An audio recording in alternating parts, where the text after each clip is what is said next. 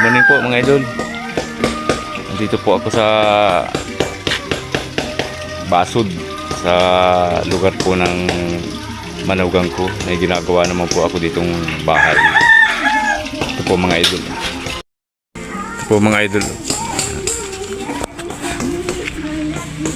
Ito naman po yung ginagawa ko.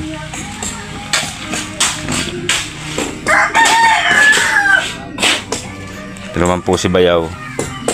May kwarto po sa ilalim. Kwarto po yan ng dumi.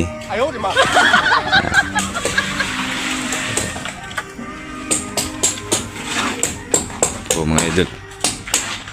Bubungan na lang po mga idol. Natarsisa na po namin yan.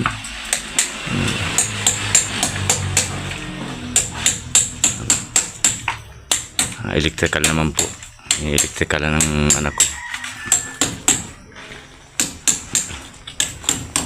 May flooring na din po siya mga idol. Oh. Parang hindi pa po tapos ang flooring.